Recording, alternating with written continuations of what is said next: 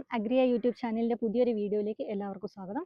അപ്പം നമുക്കറിയാം നമ്മൾ ഭയങ്കര ചൂടുള്ള വേനൽക്കാലത്തിലാണ് ഇപ്പം നമ്മൾ എത്തി നിൽക്കുന്നത്. ഇനിയിപ്പം മാർച്ച് മാസം നമുക്ക് സ്റ്റാർട്ട് ചെയ്യാൻ പോവാണ്. അപ്പം ഇപ്പം ഏലം കർഷകർ കൂടുതലായിട്ട് അവർ കൂടുതലായിട്ട് അഭിമുഖീകരിക്കുന്ന ഒരു പ്രശ്നമാണ് കീടങ്ങളുടെ ഒരു ആക്രമണം. അതായത് നമുക്കറിയാം ഇപ്പം നമുക്ക് കൂടുതലായിട്ട് തണ്ടുതുരപ്പനുണ്ട്, ഇലപ്പേനുണ്ട്, ഊരൻ, അതുപോലെ പല കീടങ്ങളുടെ ആക്രമണം ഭയങ്കര കൂടുതലായിട്ടുള്ള ഒരു സമയമാണ് പൊതുവെ വേനൽക്കാലം എന്ന് പറയുന്നത്. അതിൽ ഏറ്റവും കൂടുതൽ ഈ ഫാമേഴ്സിന് മാനേജ് ചെയ്യാൻ ഭയങ്കരമായിട്ട് ഡിഫിക്കൽട്ടി ഉള്ള ഒരു കീടത്തിന്റെ വിഭാഗമാണ് നീരൂറ്റി കുടിക്കുന്ന പ്രാണികളുടെ ആക്രമണം എന്നുള്ളത്. അതിൽ നമുക്ക് കൂടുതലായിട്ട് വരുന്നത് നമുക്ക് വരുന്നത് ത്രിപ്സ്, അതായത് ഇലപ്പൻ, നമ്മുടെ കായിൽ ചൊറി ഉണ്ടാക്കുന്ന ഇലപ്പൻ. പിന്നെ വരുന്നത് ഊരൻ, പിന്നെ വരുന്നത് മൈസ്, പിന്നെ വെള്ളീച്ചയും കാര്യങ്ങളും വരുന്നുണ്ട്. എന്നിരുന്നാലും അതിന് ഇൻഫെസ്റ്റേഷൻ അത്രത്തോളം നമുക്ക് സിവിയർ ആയിട്ട് നമ്മുടെ ചെടിയിൽ കാണപ്പെടുന്നില്ല. അപ്പൊ ഞാൻ ആദ്യം ഈ പറഞ്ഞ 3 കാറ്റഗറി, അതായത് ട്രിപ്സ്, അതുപോലെ ഊരൻ, അതുപോലെ മൈറ്റ്സ്, വലകെട്ടി, ഈ ഒരു 3 പെസ്റ്റാണ് കൂടുതലായിട്ട് ഇപ്പം നമ്മുടെ പ്ലാന്റിൽ കണ്ടുവരുന്നത്. അപ്പൊ ഈ ഒരു നീരൂറ്റി കുടിക്കുന്ന പ്രാണികൾ അതെങ്ങനെയാണ് നമ്മുടെ ചെടി അറ്റാക്ക് ചെയ്യുന്നത്, ഏത് ഗ്രോത്ത് സ്റ്റേജിലാണ് അത് കൂടുതലായിട്ട് അറ്റാക്ക് ചെയ്യുന്നത്, ആ ഒരു കാര്യമാണ് നമ്മൾ ഈ വീഡിയോയിൽ ഡിസ്കസ് ചെയ്യുന്നത്. അപ്പൊ നമ്മൾ പൊതുവെ ഈ നീരൂറ്റി കുടിക്കുന്ന ജീവികളുടെ ഒരു ലൈഫ് സൈക്കിൾ നോക്കുമ്പോൾ അത് പൊതുവെ എല്ലാവർക്കും അത് സിമിലർ ആണ്. കഴിഞ്ഞാലും ഇതിന്റെ ഒരു ഗ്രോത്ത് സ്റ്റേജിൽ ഇത് ഏത് സ്റ്റേജിലാണ് നമ്മുടെ ചെടി അറ്റാക്ക് ചെയ്യുന്നത്, അതുപോലെയുള്ള കാര്യങ്ങളിൽ ചെറിയ ചെറിയ ഡിഫറൻസ് വരുന്നുണ്ട്. അപ്പം നമുക്കറിയാം നമ്മൾ സാധാരണഗതിയിൽ മഴക്കാലങ്ങളിൽ നമ്മൾ 30 ദിവസം അല്ലെങ്കിൽ ഒരു മാസം ഗ്യാപ്പിലാണ് നമ്മൾ മരുന്നടിക്കുന്നത്. അപ്പം അത് വേനൽക്കാലത്തിലോട്ട് വരുമ്പോൾ നമ്മൾ ഒരു 22 മുതൽ 25 ദിവസത്തിനുള്ളിൽ നമ്മൾ മരുന്നടിക്കും. അതിൻ്റെ ഒരു റീസൺ എന്താണെന്ന് വെച്ച് കഴിഞ്ഞാൽ ഈ മഴക്കാലങ്ങളെ അപേക്ഷിച്ച് വേനൽക്കാലത്തിലോട്ട് വരുമ്പോൾ ഈ പെസ്റ്റിന്റെ റീപ്രൊഡക്റ്റീവ് കപ്പാസിറ്റി ഭയങ്കര കൂടുതലായിരിക്കും. അതായത് ലൈഫ് സൈക്കിളിന്റെ ഡേയ്സ് കുറയും. അപ്പം അവിടെ അത് 30 ഡേയ്സ് എടുത്തിട്ട് അടുത്ത ജനറേഷൻ ഉണ്ടാക്കുമ്പോൾ വേനൽക്കാലങ്ങളിൽ ഒരു 16 to 25 ദിവസത്തിനുള്ളിൽ അത് നെക്സ്റ്റ് ജനറേഷൻ ഉണ്ടാക്കും. അപ്പോൾ ആ ജനറേഷൻ കൺട്രോൾ ചെയ്യാൻ വേണ്ടിയിട്ടാണ് നമ്മൾ ശരിക്കും പറഞ്ഞു കഴിഞ്ഞാൽ മരുന്നടിക്കുന്നത്. ആ ഒരു റീസൺ കൊണ്ടാണ് മഴക്കാലങ്ങളിൽ നമുക്ക് മരുന്നടി 30 ദിവസവും അതുപോലെ വേനൽക്കാലങ്ങളിൽ നമുക്കൊരു 22 to 25 ദിവസത്തിനുള്ളിൽ നമ്മൾ മരുന്നടി ക്രമീകരിക്കുന്നത്. അപ്പോൾ ഇതിൽ നമ്മൾ ഡിസ്കസ് ചെയ്യുന്നത് കൂടുതലായിട്ട് ഈ പെസ്റ്റിന്റെ ഏത് മോഡാണ് നമ്മൾ അറ്റാക്ക് ചെയ്യുന്നത്, അതായത് ഇതിൻ്റെ ലൈഫ് സൈക്കിളിൽ ഏത് സ്റ്റേജാണ് നമ്മൾ അറ്റാക്ക് ചെയ്യുന്നത്, അതുപോലെ തന്നെ ഏത് സ്റ്റേജിലാണ് നമ്മൾ പെസ്റ്റിസൈഡ് കൊടുക്കുമ്പോൾ കൂടുതലായിട്ട് നമുക്ക് കൺട്രോൾ കിട്ടുന്നത്, ആ ഒരു കാര്യമാണ് നമ്മൾ ഈ വീഡിയോയിൽ ഡിസ്കസ് ചെയ്യാൻ പോകുന്നത്. അപ്പം നമ്മൾ ആദ്യം ഡിസ്കസ് ചെയ്യാൻ പോകുന്നത് ത്രിപ്സിനെ കുറിച്ചാണ്, അതായത് ഇലപ്പൻ, നമ്മുടെ കായിൽ ചൊറി ഉണ്ടാക്കുന്ന ഇലപ്പേനെ കുറിച്ചാണ് നമ്മൾ ആദ്യം ഡിസ്കസ് ചെയ്യാൻ പോകുന്നത്. അപ്പം സാധാരണഗതിയിൽ ഈ ഇലപ്പേൻ്റെ ഒരു ലൈഫ് സൈക്കിൾ വരുന്നത് നമുക്കൊരു 16 മുതൽ 30 ദിവസം വരെ എടുക്കാം. അതായത് വേനൽക്കാലങ്ങളിലോട്ട് വരുമ്പോൾ അതൊരു 16 to 20 ദിവസത്തിനുള്ളിൽ ലൈഫ് സൈക്കിൾ കംപ്ലീറ്റ് ചെയ്യും.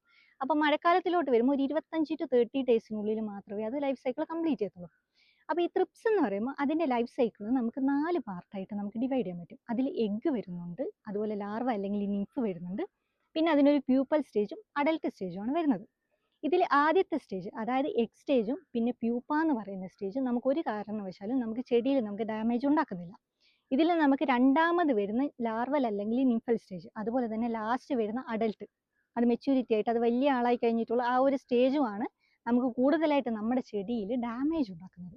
ഈ 2 കാര്യങ്ങൾക്കും, അതായത് നിംഫൽ സ്റ്റേജും അഡൽട്ട് സ്റ്റേജും എടുക്കുമ്പോൾ തന്നെ അതിൽ കൂടുതലായിട്ട് ഈ നിംഫൽ സ്റ്റേജാണ് കൂടുതലായിട്ട് നമുക്ക് അറ്റാക്കിംഗ് ഉള്ളത്, കൂടുതലായിട്ട് നമ്മുടെ ചെടിയിൽ ഡാമേജ് വരുത്തുന്നത്.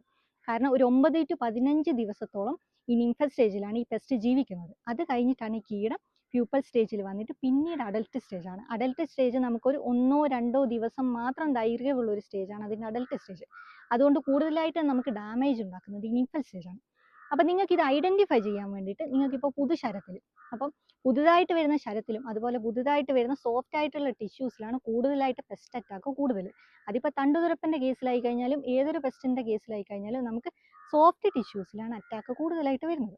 അപ്പോൾ ഈ ത്രിപ്സിൻ്റെ കാര്യത്തിൽ, ഇലപ്പേൻ്റെ കാര്യത്തിൽ നിങ്ങൾക്ക് ഈ നിംഫൽ സ്റ്റേജും അഡൽട്ട് സ്റ്റേജും നിങ്ങൾക്ക് വേർതിരിച്ചറിയാൻ വേണ്ടിയിട്ട് നിങ്ങൾക്കിപ്പോൾ പുതിയതായിട്ട് വരുന്ന ശരത്തിൽ നിങ്ങൾ അതിൻ്റെ പോള പൊളിച്ച് നോക്കുമ്പോൾ നിങ്ങൾക്ക് മനസ്സിലാവും അതിലൊരു വൈറ്റ് കളറുള്ള ത്രിപ്സും കാണും, അതുപോലെ തന്നെ ബ്ലാക്ക് കളറുള്ള ത്രിപ്സും കാണും.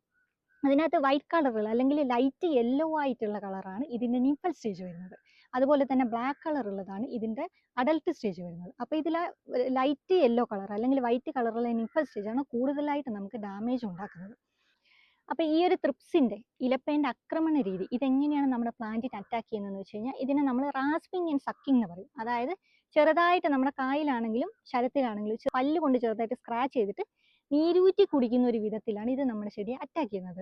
ഈ ഒരു മെത്തേഡിന്റെ ഭാഗമായിട്ടാണ് നമ്മൾ ശരത്തിലൊക്കെ നോക്കിക്കഴിഞ്ഞാൽ നിങ്ങൾക്ക് ഒരു കറവിൽ കാണാൻ പറ്റും. ത്രിപ്സ് വന്നു കഴിഞ്ഞാൽ തന്നെ നിങ്ങൾക്ക് പല ചെടികളിൽ നിങ്ങൾ കണ്ടിട്ടുണ്ടാവും. അതുപോലെ തന്നെ ഈ ഒരു സീസണിൽ നമുക്ക് ത്രിപ്സ് ഇൻഫെസ്റ്റേഷൻ ഉള്ള ഫീൽഡ് ഭയങ്കര കൂടുതലായിരുന്നു. അപ്പം നിങ്ങൾക്കത് കണ്ടു കഴിഞ്ഞാൽ തന്നെ മനസ്സിലാവും ശരം കംപ്ലീറ്റ് ആയിട്ട് കറവൽ വന്നിട്ട് നമുക്ക് അതിനകത്ത് മഞ്ഞപ്പിഞ്ച് കാണാൻ പറ്റും. അതുപോലെ തന്നെ പുതിയ കായ് സെറ്റ് ആവത്തില്ല. പുതിയതായിട്ട് കംപ്ലീറ്റ് ആയിട്ട് അരിമ്പൊക്കെ മൂടി നിന്നിട്ട് കംപ്ലീറ്റ് ആയിട്ട് ശരത്തി കറവൽ വന്നിട്ട് പുതിയ കായ് സെറ്റ് ആവാതെ മഞ്ഞപ്പിഞ്ച് വരുന്നൊരു കാര്യം നിങ്ങൾക്ക് കൂടുതലായിട്ട് നിങ്ങൾ ഫീൽഡിൽ കണ്ടു കാണും. കാരണം ഈ ട്രിപ്സിന് ഇൻഫെസ്റ്റേഷൻ വരുമ്പോൾ പിന്നെ കർഷകർ നേരിടുന്ന പ്രധാന പ്രശ്നമാണ് കായുടെ വില കുറയാന്നുള്ളത്. നമ്മൾ മാർക്കറ്റിലേക്ക് നമ്മുടെ കായ് പോകുമ്പോൾ കായുടെ വില ഭയങ്കരമായിട്ട് ഡിക്രീസ് ചെയ്യാൻ ഈ ട്രിപ്സിന് ഇൻഫെസ്റ്റേഷൻ ഒരു കാരണമായിട്ടുണ്ട്. അപ്പോൾ ഈ ഒരു വിധത്തിലാണ് ട്രിപ്സ് അല്ലെങ്കിൽ ഇലപ്പേൻ നമ്മുടെ ചെടിയെ അറ്റാക്ക് ചെയ്യുന്നത്. ഇനി നമ്മൾ നോക്കുന്നത് മൈറ്റ്സിന്റെ കേസാണ്. അതായത് നമ്മൾ വലകെട്ടി എന്നൊക്കെ പറയും. നിങ്ങൾക്ക് നിങ്ങളുടെ ചെടിയുടെ ഇലയുടെ അടിയിൽ നോക്കിക്കഴിഞ്ഞാൽ ചെറുതായിട്ട് ഒരു ചിലന്തി വല പോലെ അതിനുള്ളിൽ ചെറുതായിട്ട്, ശരിക്കും പറഞ്ഞു കഴിഞ്ഞാൽ ഇതിന്റെ അഡൽട്ടിന് ഒരു റെഡ് കളറാണ്. കറക്റ്റ് പറഞ്ഞു കഴിഞ്ഞാൽ ഒരു റെഡ് കളറുള്ള ചിലന്തിയുടെ കുഞ്ഞായിട്ട് വരും. ഒരു മൈക്രോസ്കോപ്പിക് ആയിട്ട് കുഞ്ഞായിട്ട് വരുന്ന ഒരു പെസ്റ്റാണ് നമുക്ക് മൈറ്റ്സ് എന്ന് പറയുന്നത്. പ്രത്യേകിച്ച് നമ്മൾ ഇലകരിച്ചിലും കാര്യങ്ങളൊക്കെ നിങ്ങൾ കൂടുതലായിട്ട് ഫീൽഡിൽ നോട്ട് ചെയ്ത് കാണും. ഇല്ല, അപ്പോൾ ഈ ഇലകരിച്ചലിന്റെ ഒരു പ്രധാന റീസൺ ആണ് ഈ മൈറ്റ്സ് വരുന്നത്. അപ്പം നമ്മൾ ഈ മൈറ്റ്സിന്റെ കേസിൽ നോക്കുമ്പോൾ അതിൽ ലൈഫ് സൈക്കിളിൽ പ്രധാനമായിട്ട് വരുന്നത് എഗ്ഗ്, ലാർവ, അതുപോലെ തന്നെ നിംഫ്, അഡൽട്ട്, ഇങ്ങനെ 4 സ്റ്റേജ് ആയിട്ടാണ് നമുക്കിത് ഡിവൈഡ് ചെയ്യാൻ പറ്റുന്നത്. ഇതിൽ നമ്മൾ നേരത്തെ പറഞ്ഞ പോലെ, നമ്മൾ നേരത്തെ ട്രിപ്സിന്റെ കേസിൽ പറഞ്ഞ പോലെ മൈറ്റ്സിന്റെ കേസിൽ നിംഫും അഡൽട്ടും ആണ് കൂടുതലായിട്ട് നമുക്ക് ഡാമേജ് ഉണ്ടാക്കുന്നത്. പക്ഷേ ട്രിപ്സിൽ നമുക്ക് നിംഫാണ് കൂടുതലായിട്ട് ഡാമേജ് ഉണ്ടാക്കുന്നത്. പക്ഷേ മൈറ്റ്സിന്റെ കേസിൽ വരുമ്പോൾ, വലകെട്ടിയുടെ കേസിൽ വരുമ്പോൾ അഡൽട്ടാണ് ഏറ്റവും ഡേഞ്ചർ ആയിട്ടുള്ള അതിന്റെ ലൈഫ് സൈക്കിളിന്റെ ഒരു പാർട്ട് എന്ന് പറയുന്നത്. അതായത് ഇതിന്റെ ലിംഫൽ സ്റ്റേജ്, മൈറ്റ്സിന്റെ ലിംഫൽ സ്റ്റേജ് ഒരു 3 മുതൽ 5 ദിവസം വരെ അത് ജീവിച്ചിരിക്കത്തുള്ളൂ. പിന്നീട് അത് നിംഫൽ സ്റ്റേജിൽ നിന്ന് മാറിയിട്ട് 3 മുതൽ 5 ദിവസം കഴിഞ്ഞ് കഴിഞ്ഞാൽ നിംഫൽ സ്റ്റേജിൽ നിന്ന് മാറിയിട്ട് അത് അഡൽട്ടിലോട്ട് മാറും. ആ അഡൽട്ടാണ് ഏറ്റവും നമുക്ക് ഡാമേജ് ഉണ്ടാക്കുന്നത്. ഇത് ശരിക്കും പറഞ്ഞു കഴിഞ്ഞാൽ ഇലയുടെ അടിയിൽ ഒരു ചെറുതായിട്ടൊരു വല കെട്ടിയിട്ട് അതിനുള്ളിലാണ് ഈ പെസ്റ്റ് കാണപ്പെടുന്നത്. ശരിക്കും പറഞ്ഞു കഴിഞ്ഞാൽ ഈ വല എന്ന് പറയുന്നത് അതിനൊരു പ്രൊട്ടക്റ്റീവ് കോട്ടിംഗ് ആണ്. അതിൻ്റെ ഒരു പ്രിഡേറ്റേഴ്സ് അല്ലെങ്കിൽ അതിൻ്റെ ഒരു ശത്രുക്കൾ അതിനെ വന്ന് അറ്റാക്ക് ചെയ്യാതിരിക്കാനുള്ള ഒരു പ്രൊട്ടക്റ്റീവ് കവറിംഗ് ആയിട്ട് ഈ വല അതിനെ പ്രൊട്ടക്റ്റ് ചെയ്യുന്നുണ്ട്. അപ്പോൾ ഈ മൈറ്റ്സിന്റെ മോഡ് ഓഫ് അറ്റാക്ക് വരുമ്പോൾ അതൊരു പിയേഴ്സിങ് ആൻഡ് സക്കിങ് മോഡാണ്. നമ്മൾ ട്രിപ്സിന്റെ കേസിൽ പറഞ്ഞത് റാസ്പിങ് ആൻഡ് സക്കിങ് ആണ്. ചെറുതായിട്ട് സ്ക്രാച്ച് ഉണ്ടാക്കിയിട്ട് നീരൂറ്റി കുടിക്കുന്ന ടൈപ്പാണ് ട്രിപ്സിൻ്റെത്. അപ്പോൾ ഈ മൈറ്റ്സിന്റെ കേസിൽ വരുമ്പോൾ അത് കുറച്ചുകൂടെ പിയേഴ്സിങ് ആൻഡ് സക്കിങ് ആണ്. കാരണം ഇതിന്റെ മൗത്ത് പാർട്ട് വെച്ചിട്ട് അത് ശരിക്കും പറഞ്ഞാൽ സെല്ലിലേക്ക് കുത്തി ഇറക്കിയിട്ട് പിന്നെ നീരൂറ്റി കുടിക്കുകയാണ് ചെയ്യുന്നത്.